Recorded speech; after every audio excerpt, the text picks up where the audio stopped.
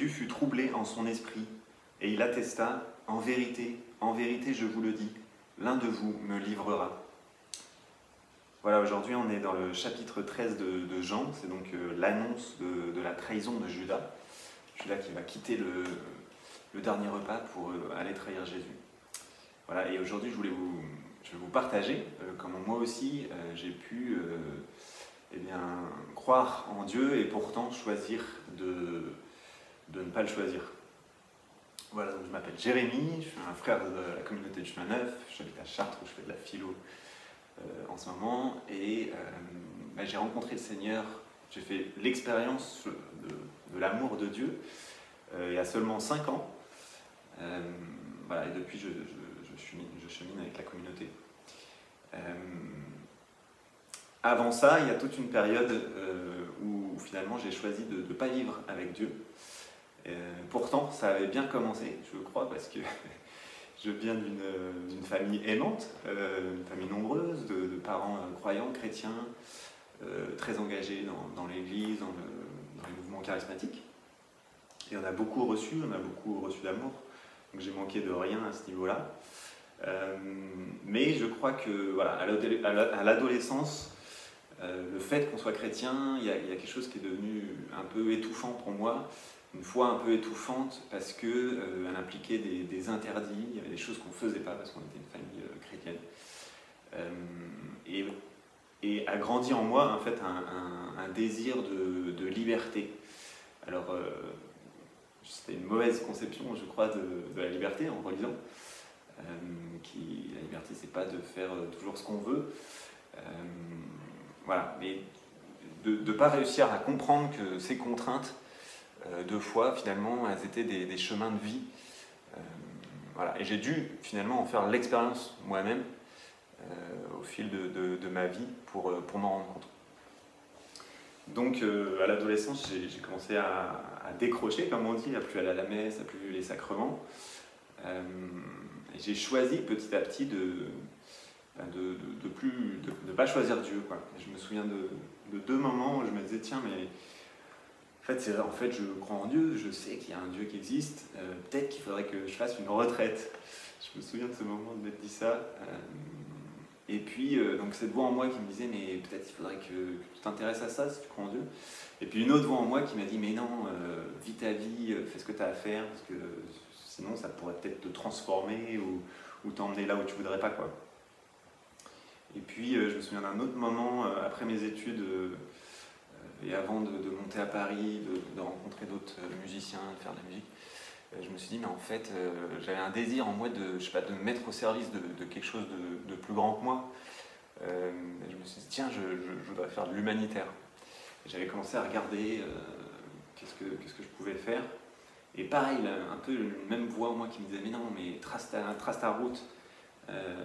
Il faut que tu vives ta vie, il faut que tu te réalises, il faut que tu fasses ce que tu veux faire. Et finalement, je crois qu'il y avait une peur en moi que Dieu m'emmène là où je ne voulais pas. Du coup, je l'ai étouffé, quoi. J'ai choisi de ne pas l'écouter, quoi. Et alors, j'ai fait ce que je voulais faire, c'est-à-dire, j'ai fait de la musique, en fait. Je fais beaucoup de musique, j'ai eu plein de groupes, je fais des concerts, des tournées, et puis... en fait, c'était une vie de fête, de fun, d'excès. Souvent, je dis que c'était une vie où il y a eu beaucoup de plaisir, beaucoup de fun, mais peu de vrai bonheur, quoi. Et il y a un vide qui grandissait intérieurement, comme si j'avais pas de but, pas de cause à défendre. Voilà, et ça nous amène jusqu'à 2015, donc parce que j'ai 32 ans. J'ai vécu quand même longtemps comme ça, où il y a un élément déclencheur. L'élément déclencheur, c'est l'expérience de l'abandon, de la souffrance. À cette époque, j'étais avec quelqu'un, avec une fille, ma compagne, on était ensemble depuis quelques années, et puis pendant une tournée, soudainement, j'ai appris, elle m'a appelé, elle m'a dit qu'elle partait, qu'elle me quittait, qu'elle partait avec quelqu'un d'autre, quoi. Et tout d'un coup, en fait, tout mon monde s'écroule, quoi, parce qu'on vivait ensemble, on avait les mêmes amis, on avait des projets ensemble, elle était artiste aussi, et tout d'un coup, tout s'écroule autour de moi, et je perds pied. Et c'est là que le Seigneur a choisi, c'est ce moment qu'il a choisi pour me rejoindre en fait. Comme s'il m'avait laissé libre en fait jusqu'au bout de le choisir ou pas, et puis qu'au moment où vraiment c'était trop pour moi, où j'étais à terre, où j'étais mort, il a choisi de me sauver en fait, de venir me rejoindre et me sauver. Donc ce moment-là, c'est le 1er décembre 2015, je suis dehors, à 3h du mat, on rentre d'un concert à Saint-Étienne, je crois, enfin bon, bref. Et je suis dehors et puis je percute ce qui m'arrive, qu'il va falloir que je déménage, parce que voilà, elle est partie et c'est la merde. Et puis intérieurement, voilà, je suis en colère, il y a de la honte, il y a de la haine. Et puis tout d'un coup, le Seigneur me rejoint dans une présence, je crois, physique, intérieure, où une grande paix se fait tout d'un coup. Et j'ai plus mal, j'ai plus peur, voilà, j'éprouve plus de honte. Enfin, tout d'un coup, une grande paix que j'avais jamais ressentie. Et cette certitude qu'en fait que le Seigneur est là, et comme s'il me dit, mais en fait ton but c'est moi. En fait, la réponse que tu cherches, la cause que tu souhaites, en fait, c'est moi. C'est moi. Je suis ton Dieu.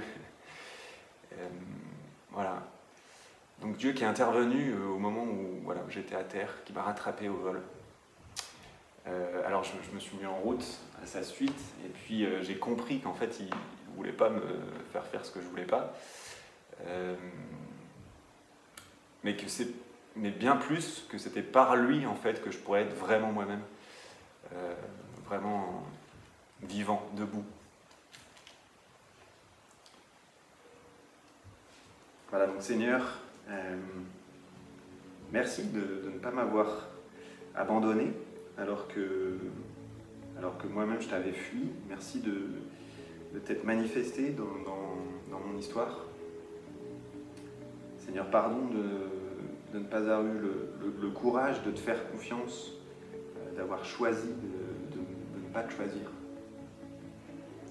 Seigneur, je veux te remettre tous ceux qui te connaissent mais qui n'osent pas se laisser approcher par toi, ceux qui n'osent pas te faire confiance. Donne-nous la force de nous laisser sauver, de ne pas attendre d'être au fond pour crier vers toi, de ne pas attendre pour accepter ton aide, pour nous laisser sauver par toi. Amen.